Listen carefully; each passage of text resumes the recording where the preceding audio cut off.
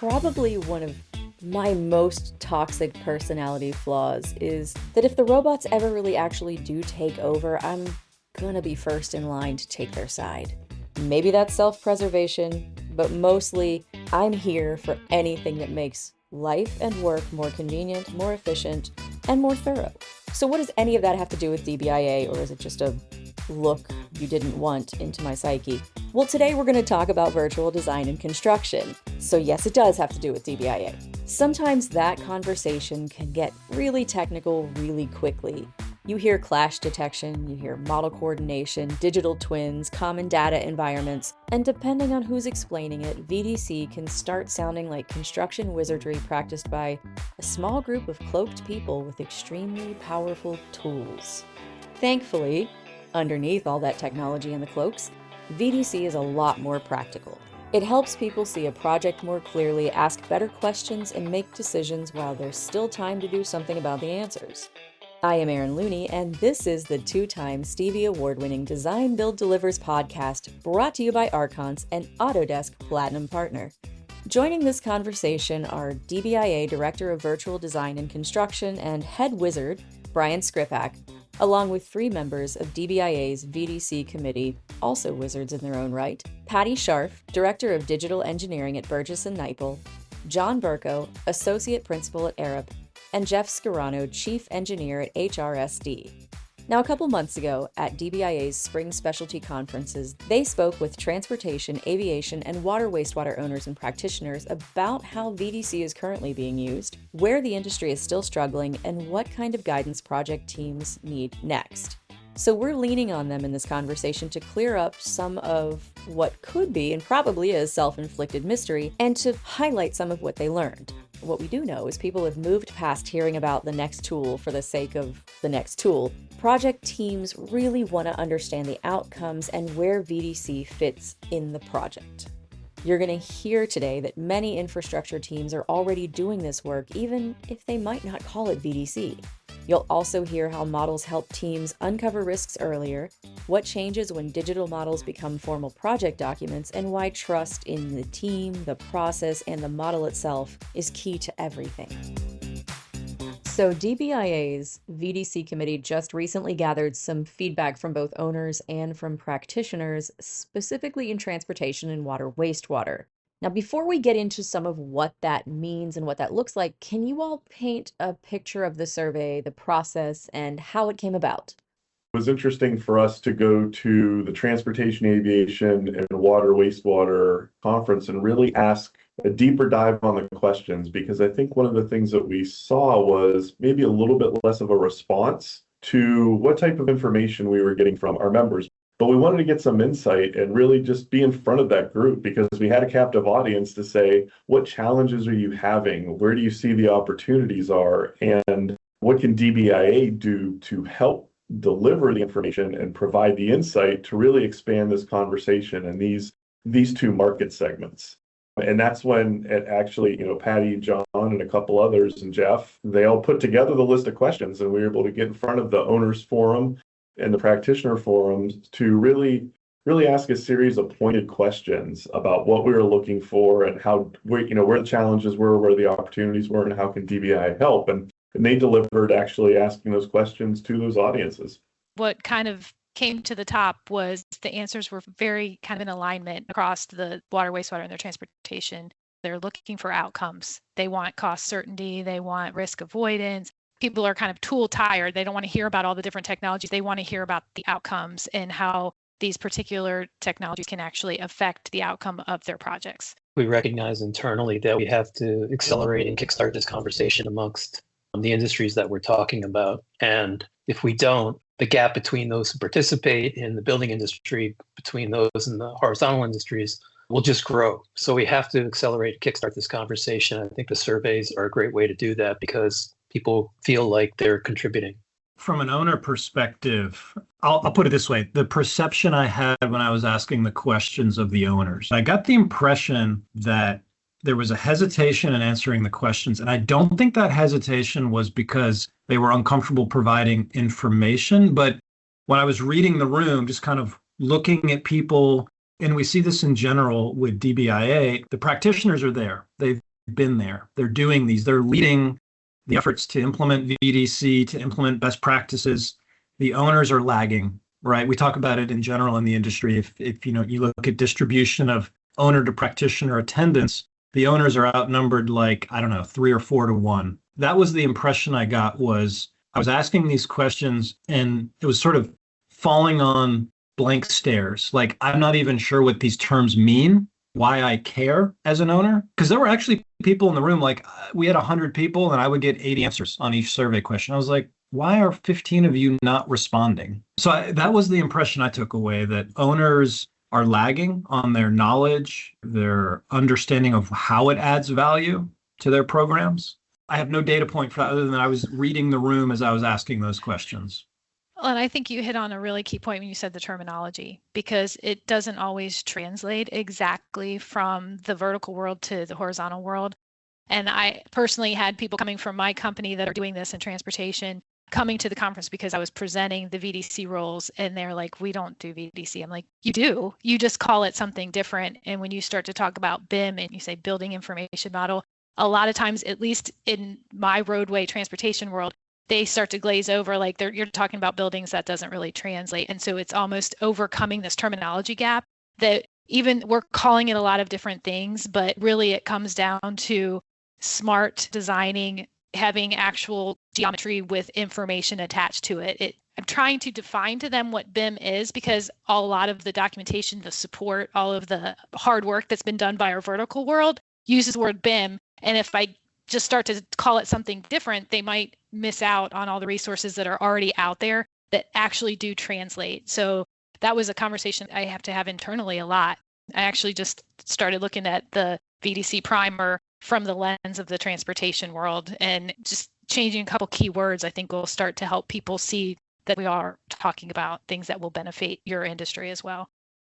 And I think that's important as we set out to start defining some of these, and the documents that all of you have helped contribute to as part of the committee is really using the word virtual design and construction. Sure, that came, obviously it came from the building market. I think, the vertical construction side, because the evolution and adoption of these technologies and tools, but we're virtually designing and constructing something.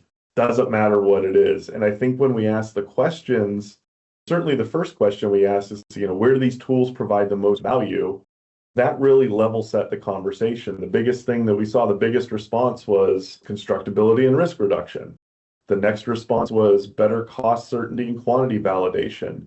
And that was followed by owner decision-making and stakeholder engagement, and then improved coordination and clash avoidance. And those terms are completely void of being a road, a water treatment facility, a building, a hospital, whatever it is. These are activities that designers and contractors and design builders and trade partners have to deal with.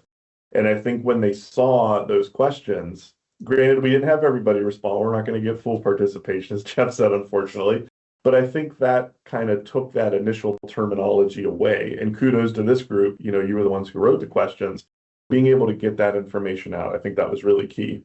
And to kind of bring this back to, this was actually a part of a conversation behind the scenes with me and Brian, that this was going to be a really big piece of this conversation. And so it's really good to hear you just kind of tease out this difference in terminology. In my limited experience writing and talking about what you all do in the industry, I see that a lot. It's one thing for somebody who is not a professional to hear these different terms and then go, I got to go figure out what that means. But to be acting on it, to work in that space, and to be able to convince other people that what they're doing is exactly what you're telling them they should be doing or not. It's interesting to hear you, like I said, tease that out. Part of VDC's value is in helping teams see things earlier, preferably when there's still time to do something about it. So let's talk about that a bit. What types of risk management, risk mitigation, and opportunities does VDC reveal kind of early on that potentially traditional delivery models might miss? Well, being at the design side of things, frequently we see these opportunities earlier and first. So as a design engineer, first and foremost, our obligation is to truly collaborate with our builder, because the contract is enabling that to happen. And VDC is literally the process that enables that to happen much more efficiently, much more proactively, and produce data that can actually be used to evaluate cost estimates, for instance. That's huge. And also the health of the design that's being proposed. The more value engineering we can do earlier in collaboration with those that are actually using the design to build, the more we can identify risks and opportunities to lower cost of the project, and also identify potential design improvements that can be more constructible and also advance the schedule to be more expedited. And it depends on the data, and it depends on the coordination and collaboration. So VDC is really the driver of all this.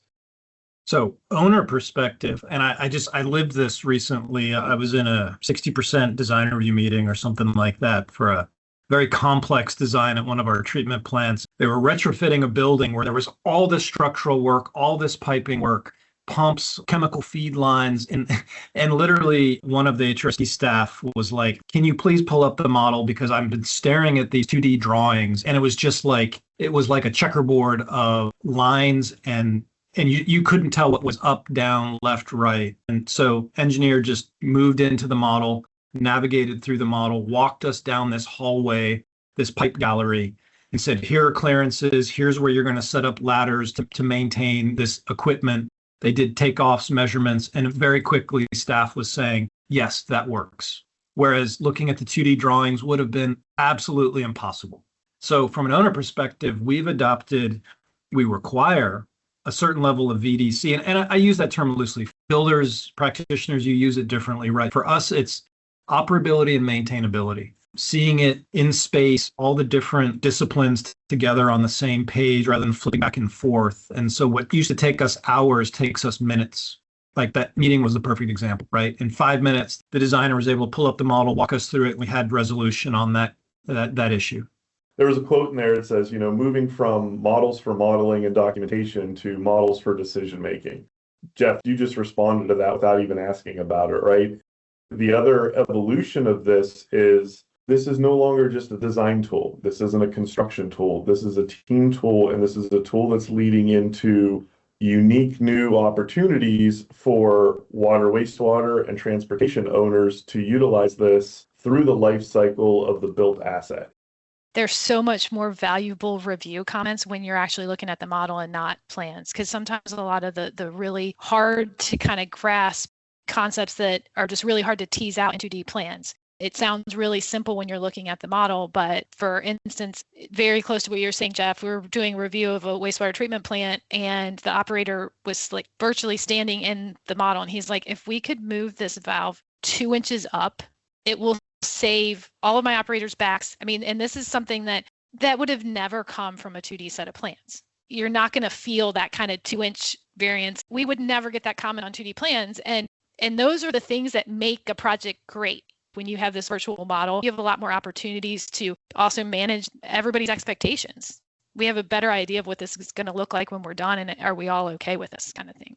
We keep talking about owner decision making, managing risk, cost alignment, schedule alignment, constructability. I want to ask both you, John, and Patty, because you've talked about this before. How does VDC in the early design process start to transform progressive design build?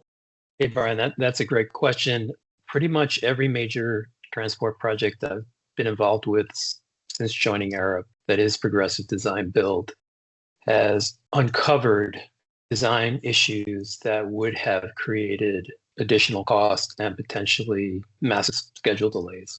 And so in progressive design build, you have these validation periods at the beginning, and that's where you can really, if you work together with VDC and use the models and get them to be developed at a high level of quality, not a high level of detail, but a high level of quality early, then people will coordinate and collaborate earlier and identify these areas where what the owner thinks was the right design has some potential flaws in it. And design engineer and builder who are hired because they're great can fix these problems and actually come up with solutions earlier before it's too late. This has happened on every $1 billion+ project I've been on. So invariably, it's just the nature of the process. In the progressive design build delivery model, that planning stage gets kind of stretched out. And that's where you really have this opportunity to take advantage of these technologies that help you get this planning level quicker so you can make better decisions about the scope and schedule. Like we just in general design build, we talk about how it's making the decisions early when it's cheaper. to do so. And progressive design build, I feel like stretches out that planning window and it gives you so much more opportunity. And if you utilize the technologies to get very good alternatives in front of all of the stakeholders, you can tease out ones that just don't work. You might think that they work beautifully, but because you have all the stakeholders in the room and they can visualize it, they can see that. One example I have is on a wastewater treatment plant. It's an active wastewater treatment plant. They have to totally redo the pump station, but we have to get that totally built before the other one goes away. And there is a huge utility tunnel that runs, well, there's multiple utility tunnels that run underground because at a wastewater treatment plant, there's just as much underground, if not more, than above ground. And we were able to go through multiple alternatives visually where you can see what's not only above ground, but what's below ground. This one tunnel that at the beginning of the project actually written in to the question, the ideas on scope was that this utility tunnel would have to be relocated. But because we were able to use virtual design and construction, get some 3D models in there and show that we could keep the tunnel there and still fit the new pump station, it just opened so many doors. And I think I can't even put a number on how much money that saved because I say utility tunnel and there's literally hundreds of conduits and different things running through it. Then you have to find a new route for when you're adding even more stuff underground. So those underground things with pipes at all different levels, it's very, very hard to see what's happening on 2D plans. Patty, thanks for bringing up the tunnel as the objective here because, yeah, I've been on projects with tunnels and it just moves to the conversation of underground stuff. And underground stuff is so huge in affecting the cost of a project. And in large transport or water wastewater projects, there's a lot of underground stuff, especially utilities, that some of which have to be relocated. And without having a 3D understanding of how these interact with the potential design and whether there are tolerance issues or conflict issues or even potential challenges to existing structure, you are really at risk. And those risks can manifest in very expensive ways. So VDC has just been huge for us in the underground space because what you can't see and especially understand in the 2D drawing comes to life in the 3D space. That is a big aspect of these infrastructure projects that exist in building projects, but not nearly to the same degree. The Design Build Delivers podcast is brought to you by Archons, your technology optimization partner, helping design build teams streamline workflows with Autodesk solutions, expert support, and real-world training. Ready to work smarter and faster? Get tools, insights, and schedule your AI readiness check at archons.us/DBIA. We're going to get into the owner side of this a little bit because, Jeff, you've been intently listening, as have I. Brian mentioned a little bit ago about not thinking of VDC as just a design and construction tool. I'm curious what happens with all that information when the project is delivered. Let's talk about how owners are using the project data and those models even after construction's complete. HRSD is evolving there. We do require models be built for design purposes, but that's, like I said, for operability and maintainability reviews. From a back-end standpoint, we require the model delivered to us in Revit. That's our standard right now, so that we have a base model that we can work with. Sometimes we require point clouds, depending on what was collected in the infrastructure itself. But really, what we want right now, and this is HRSD specific, is an extraction of the asset information. So, all the behind-the-scenes data behind the pump, the flange, the pipe, that sort of information gets extracted for us to go into our CMMS. So we're probably not the power end user that we want to be. I have a vision that we would retain, one, I would love to retain the model, but I realize that the virtual models sometimes are more subscription-based or they're more computer gamey, and that takes maintenance and somebody that knows how to use it. But ideally, I want to be in a space where we take the final model, and the next time we do a renovation on that facility, we can hand off that model to the next designer. So they're not going out and laser scanning or doing takeoffs or anything. Like, they're starting with a good base, and maybe they verify that with a point cloud to see if we've done any, a laser scan to see if we've done any changes. That was a roundabout way of kind of, this is how HRSD is doing it presently, and this is kind of maybe what I'm hoping we can get to. But that's just our perspective. I love to hear Jeff saying that they would love to take ownership of the model. That's where I think it makes most sense. As a designer who puts a lot of effort into the model, And then it evolves as it gets constructed. And a lot of times we're required to deliver this record model that I'm not sure a lot of our owners are using. And then when we get our next project, they're not handing us back an existing model. They're handing us a whole bunch of 2D record drawings and that you have to go field verify. And not that we don't want to get paid to do that, but I think it would help the entire industry if we were able to be handed a model, or better yet, you give us permissions to work in your model. So then you're not kind of tasked with then updating it once we change a design or whatever. And I feel like the progressive design delivery model, even just design build delivery model, opens up a little bit more trust for that, where you can provide us the common data environment. We work in your model to your specifications. And then it's not like this 10 models existing for the same thing over and over again. But I think that at least in the water wastewater side and the transportation side, we're kind of a far away from that, just getting owners to trust that, oh, I can like almost let somebody else in my model. That's kind of hard for people to grasp, but we're getting there, especially in this design build delivery model where the designers and the contractors are sharing models currently. So it would only make sense for the owners to start kind of owning that. This area is sort of the biggest opportunity for advancement. And I think the advancement has to come from multiple places. There needs to be better education to owners as to how they will realize the value in a more practical, hands-on way.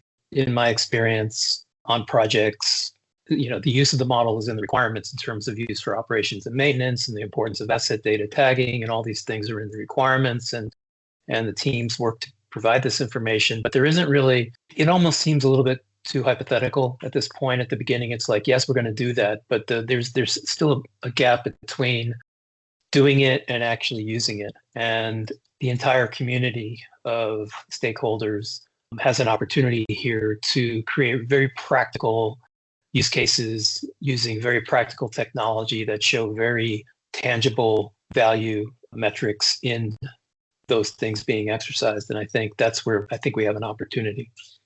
I like the way that Jeff described it too, right? He talked about, we have an expectation that you will use these advanced technologies to better design and construct our projects.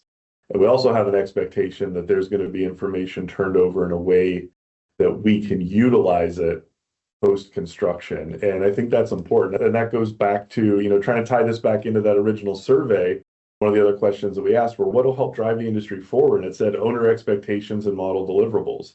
And that is a really unique opportunity. So if Jeff or another DOT or another municipality says, hey, we are expecting our projects teams to use these tools to do their work more efficiently, and we would also like you to structure your deliverables back to us in a digital way so we can take immediate use of them instead of having papers and drawings and rolls of all this other information that at the end of the day nobody can find in a file cabinet or not know where it's at, or somebody spills coffee on it or whatever. Right now you have this digital asset for the life cycle of the built environment that you can continue to maintain and even pass along for the next renovation, demolition project that starts to provide a higher quality starting point for the next project team. And there's even the next level of that where the transportation market segment is really advancing this idea of model as a legal document, model as a legal deliverable. I live in Pennsylvania and I see what they're doing. They have their 2025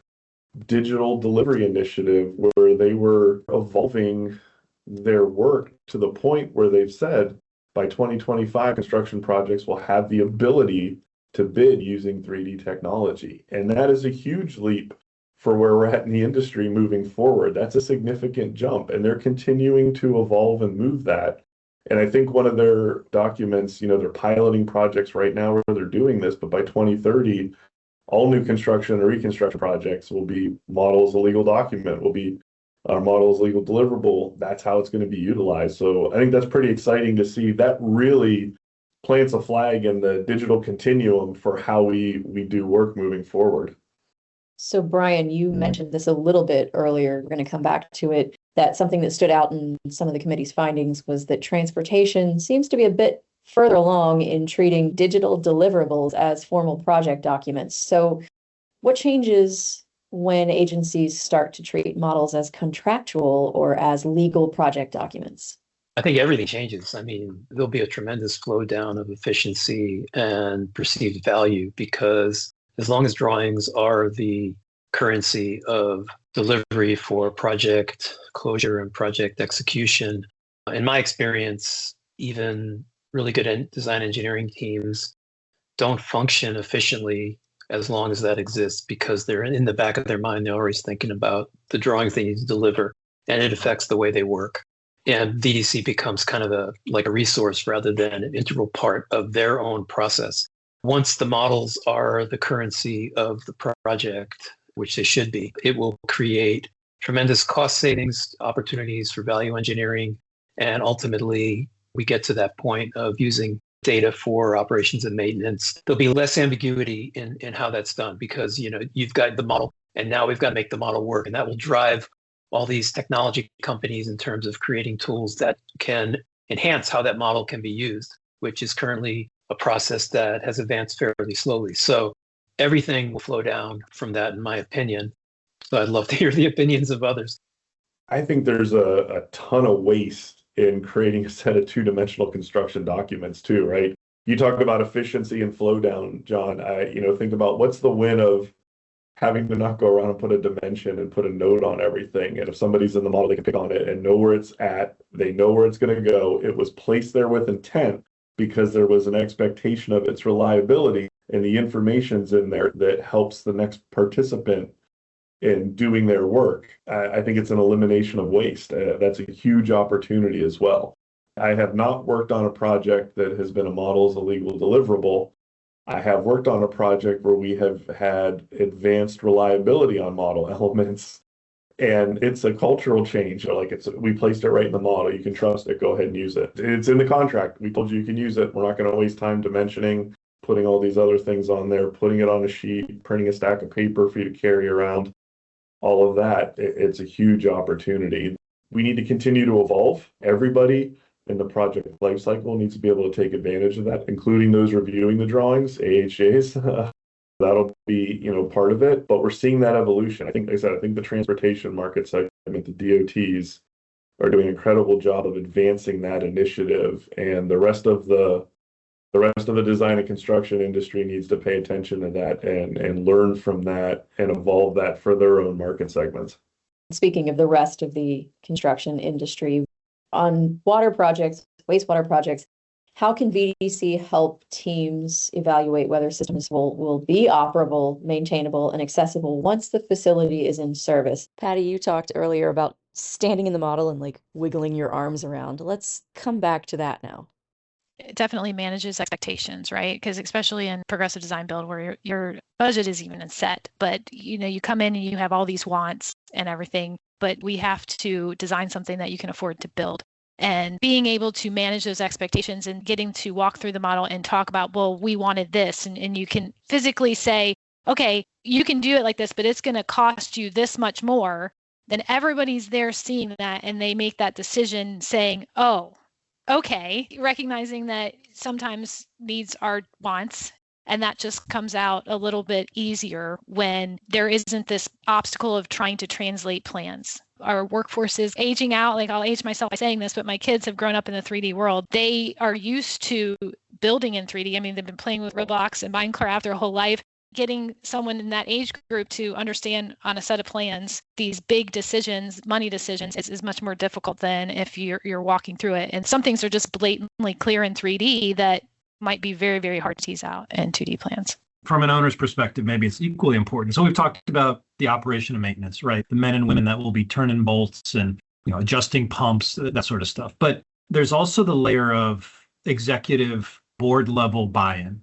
And back in the day, black and white plans, 2D plans were really hard for, a general manager, a director, a city manager, whomever, right? A board of directors to understand. And not that we necessarily invite our commissioners at HRSD to walk through models, but our SWIFT program, right? A multi-billion-dollar program, very political, very publicized, our largest single investment.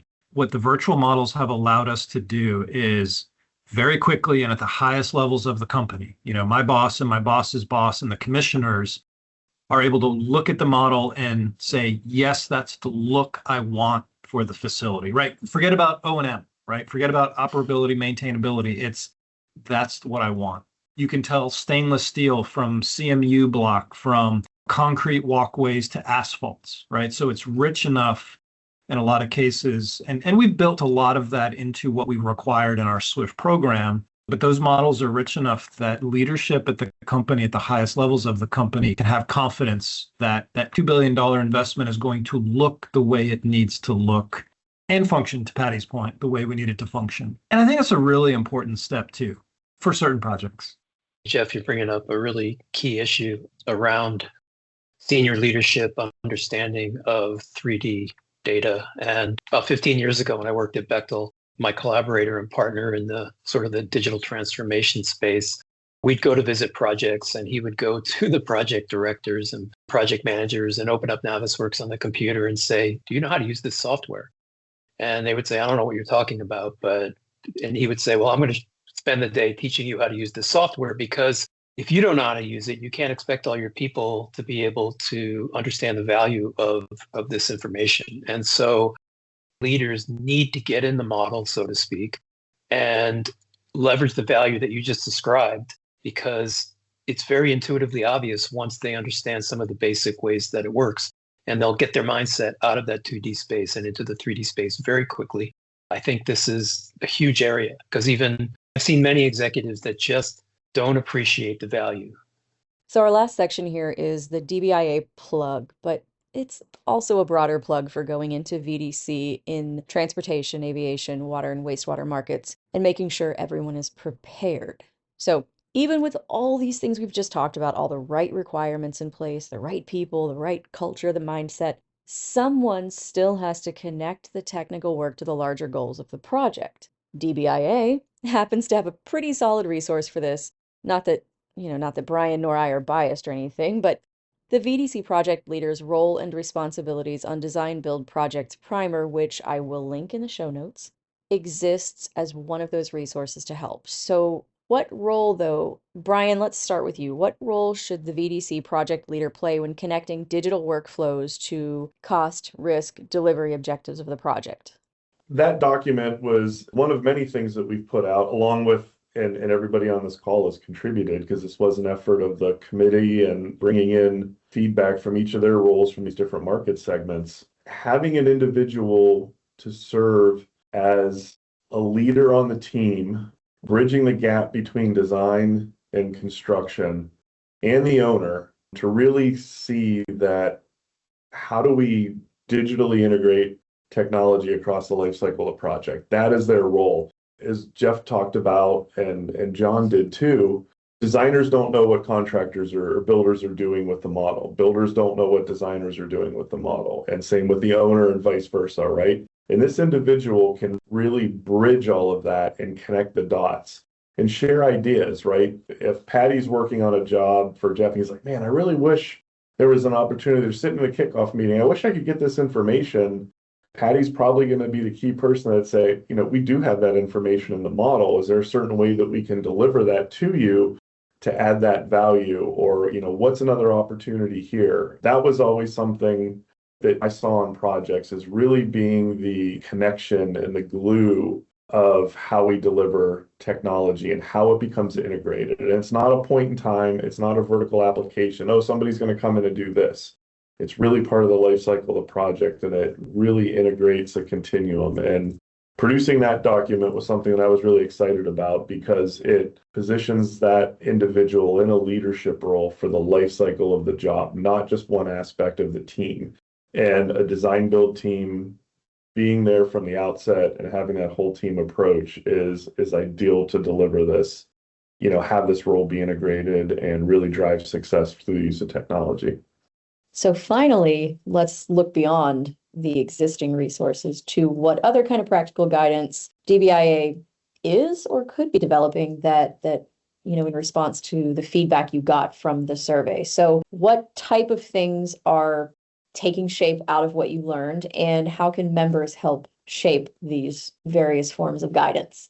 So on the VDC subcommittee for transportation, water, wastewater, we're looking at making an owner's framework around VDC and digital delivery, because a lot of the survey response was around clarity around the deliverables and what their intended uses are, and just having less about the particular tools and more about the hands-on guidance on how to apply these technologies and when, and who should kind of be in charge of those. So that's one thing that our subcommittee is starting to tease out and work on.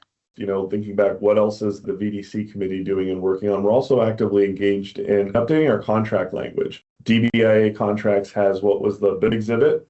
It's outdated. It was in need of update and transition. It was great for the time it was written, and now we're evolving it for today's current market. And trust is great, but contractually defining how that information is going to be used and not used, just as important. How reliable is the model? How reliable is the data? Who's the author of that? Who owns that? Where is it going? That's something we're working on. And I think that's going to give a really good framework for design build teams to be able to document how they're going to use these tools and really define a framework of trust to deliver it. The document is a great start. It provides the framework that we need to define the importance of the role as Brian described and what it does. And the committee is the next step to facilitate the process of moving the needle. I think we need to think hard about how we can get project performance, project teams working with a different mindset, given that VDC is enabling such great opportunities. It gets down to the roots level. VDC, as long as it's viewed as a resource, will not realize full value. It needs to be the integral part of how project teams work. Engineers, VDC is not CAD. VDC is a highly intelligent, sophisticated way of working. And engineers who are highly sophisticated, intelligent people need to grab onto that. And once that happens, with the help of DBIA's guidance, I think you're going to see tremendous benefits from all that. Just as you were describing that, John, the word trust comes to mind. I think trust is such a key word that we use in design build and being able to have an environment of trust and working with your partners. And it's basically the same thing with the model, right? Trust the model. You have people building intelligence, accuracy, and knowledge into these models. Let's leverage that instead of dumbing it down to 2D and passing it off in a very disconnected way. So I think getting to a point where there's trust in the model, that was just the word that came to mind as you were talking. And because Brian's going to be on the show again next month, for anyone who's just dying to hear more from him, I'm going to give the last word to Jeff. Oh my. Okay. Well, you can edit out all of that surprise. No way. It's the best part. Well, okay. I think trust is a really key element. And from an owner perspective, I'll invoke PDB, Progressive Design Build, since we brought it up earlier. But 10 years ago, we weren't really talking about that. 10 years before that, we were barely talking about CMAR, right? And I bring that up cautiously because I know this is DBIA. But the point is, our industry is an evolution. Construction is an evolution. I think back to pictures from the 1900s, 1800s, and people building brick sewers, right? And now we're using all sorts of composites and spray-on applications. This is just one of those evolutions. To your point, Brian, about trust, it's not just trust between team members, but it's trust in the industry, trust by the owners. Like, Patty, I loved your idea, and I'm going to take this back to my folks of what if we had a model and it was one model, and no matter whether it was company A, B, C, or D working on that facility, they were working in that model. It was no longer company A's model that then HRSD got. But that takes trust and it takes evolution. And just like we've seen a progression in the industry from fixed price design build to progressive, I think VDC is an evolution in adoption as the tools become more readily available and polished, and then as there's acceptance and understanding of how to use them. Because I'll tell you, as an owner, we don't fully appreciate how to best use the tools yet. Now, I'm not saying anyone should join me in lining up behind the robots and just going wherever they tell us.